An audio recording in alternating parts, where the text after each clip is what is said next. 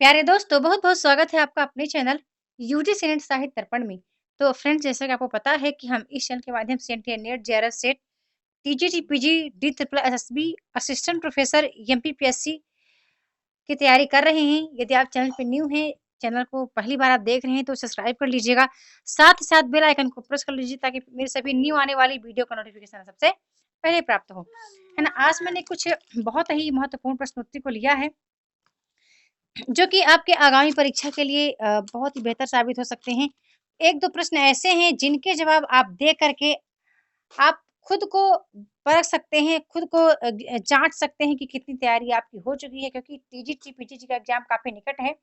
ये प्रश्न उनके लिए बहुत ही बेहतर हो सकते हैं। तो हमारा पहला प्रश्न आता है कि तोड़ती पत्थर कैसी कविता है? व्यक्तिपरक, उपदेशपरक, यथार्थवादी या फिर आदर्शवादी?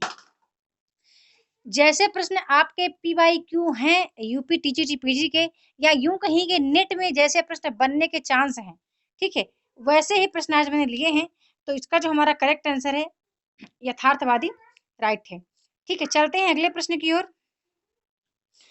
हमारा अगला प्रश्न है कि हिंदी का आदि कवि किसे माना जाता है?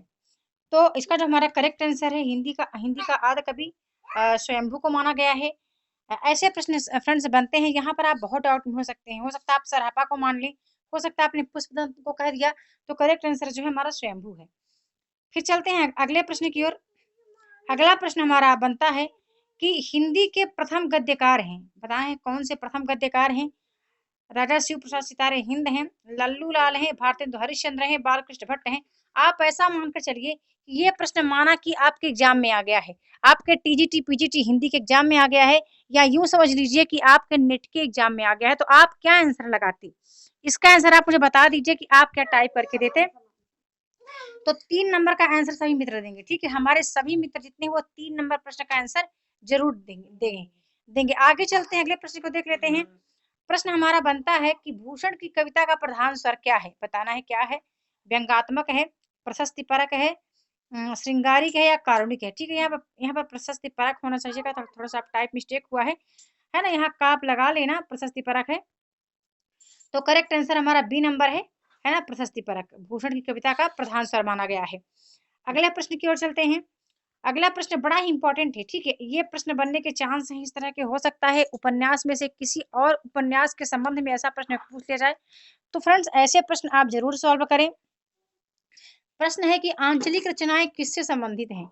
देश विशेष से, लोक विशेष से, क्षेत्र विशेष से, या फिर जाति विशेष से?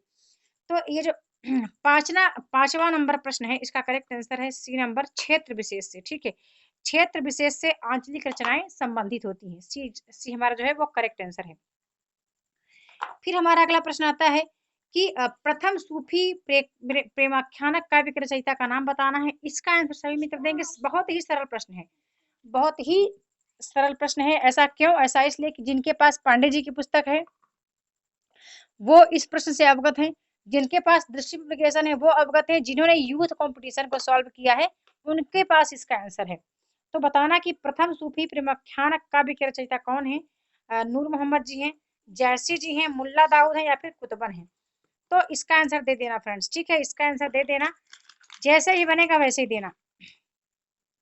अगला प्रश्न हमारा बनता है कि भारतेंदु ने अपने किस नाटक में बड़ौदा के राज परिवार गायकवाड़ का वर्णन किया है? तो जो हमारा करेक्ट आंसर है सी करेक्ट है, विशेष विषमौसधम, है ना, ये हमारा सी नंबर करेक्ट आंसर है। अगले प्रश्न की ओर बढ़ते हैं। हमारा एक प्रश्न बड़ा इंपॉर्टेंट है।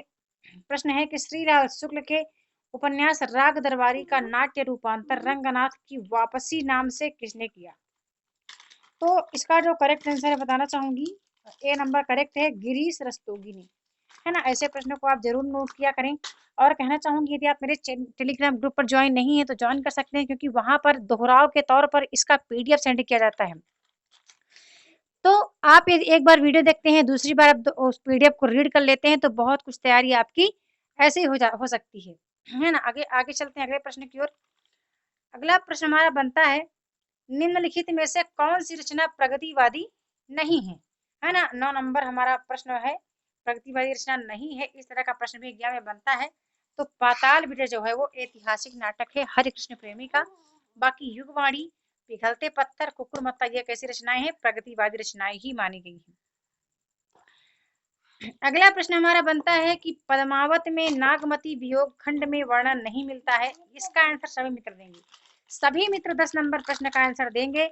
आप यदि इसका आंसर दे पाते हैं तो आप समझिए कि आपकी तैयारी 80% हो चुकी है। ठीक है, आज के 2-3 प्रश्नों का आंसर जो मैंने कहा है, यदि उसका आंसर आप देते हैं तो आप यूं समझिए कि 80% तैयारी आपकी फ्रेंड्स है एग्जाम के लिए।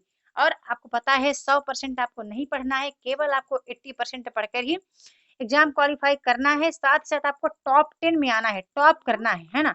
इतना ही पढ़ के आप स्मार्टली टॉप कर सकते हैं। तो इसका आंसर बताना मित्रों कि क्या होना चाहिए, नक्शिक वर्णन, ऋतु वर्णन, बारहमासा वर्णन या फिर उद्दीपन परक वर्णन। नागमती वियोग खंड में वर्णन नहीं मिलता है, किसका नहीं मिलता है? ठीक है, बता देना इसका आंसर।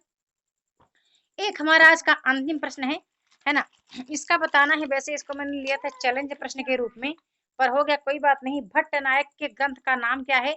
आप 2 मिनट वीडियो को, 2 सेकंड या 3 सेकंड वीडियो को पॉज करना। इसके बाद आप सोचो कि क्या आंसर होना चाहिए, भट्ट नायक के ग्रंथ का नाम क्या होना चाहिए। तो राइट आंसर बता देती हूँ, एक बार आप भी सोच लेना। हृदय दर्पण इसका हमारा करेक्ट आंसर है। ठीक है, ये हो गए हमारे आंसर। मैंने 2-3 प्रश्नों के आंसर कहा है कि आप अपने आप को परख सकते हैं। एक 10 नंबर का आंसर बता देना। ठीक है, नहीं आता तो क्वेश्चन मार्क टाइप करो, जैसे ही बनता है वैसे ही बताओ। ठीक है ना, क्योंकि फ्रेंड्स यहाँ पर आपकी तैयारी को बहुत कुछ निखार आएगा। एक 6 नंबर का आंसर बता देना मित्रों क्या था, क्योंकि ये सभी रचनाएं जो हैं आपके लिए बहुत इंपॉर्टेंट है ना। एक 3 नंबर का है, इसका बता देना। 3 प्रश्न है जो कि आपको बताने हैं इसके आंसर। और ऐसे प्रश्न जहां कहीं मिले टेलीग्राम पर, व्हाट्सएप ग्रुप पर, जहां कहीं मिले ढूंढ ढूंढ के ऐसे प्रश्न करने की कोशिश करें, क्योंकि एग्जाम में ऐसे ही प्रश्न बनेंगे, बहुत सरल नहीं है। बस जिनकी तैयारी अच्छी है उनके लिए सरल हो सकते हैं। तो बस आज की वीडियो में इतना ही। मिलते हैं अपने अगले वीडियो में। बताना चाहूंगी कि यदि आप ये चाहते हैं कि मैं क्विज करवाऊँ, टेलीग्राम पर क्विज करवाऊँ, तो आप मुझे पर्सनल टॉपिक्स बता सकते हैं, क्योंकि फ्रेंड्स इस समय मेरे काफ़ी सारे एग्ज़ाम्स निकट हैं, इसकी वजह से मैं कोई वीडियो डाल नहीं पा रही हूँ। तो मैं चाहती हूँ कि आप हमें बता सकते हैं कि किस टॉपिक पर क्विज करना आपके लिए इम्पोर्टेंट है ना? कौन-सा टॉपिक है जो आपको डिफ़िकल्ट लगता है, तो आप मुझे पर्सनल टेलीग्राम कर सकते हैं। उस टॉपिक के सेलेक्टेड 20 प्रश्न मैं लेकर आऊँगी या 30 प्रश्न, है ना? उसका एक वीडियो भी लाऊँगी और उसी 30 प्रश्न का मैं टेलीग्राम पर क्विज करने के लिए तैयार हूँ। यदि आप ये चाहते हैं कि उसको मैं लाइव करूँ, 30 प्रश्न आपके द्वारा सुझाए गए टॉपिक का, है ना? जो आपको कठिन लगे या आपको कहीं भी ऐसा लग रहा है कि आपको क्विज करने के लिए या फिर मॉक टेस्ट लगाने के लिए नहीं मिल रहा है, तो आप कमेंट करके बता सकते हैं। तो मैं उसके लिए वीडियो अलग से बना दूँगी, क्योंकि अक्सर इस समय मुहिम चल रही है आपके कमेंट पर वीडियो बनाने की। तो आज की वीडियो में इतना ही, जल्द मिलती हूँ अपने नेक्स्ट वीडियो में, तब तक के लिए बहुत-बहुत धन्यवाद।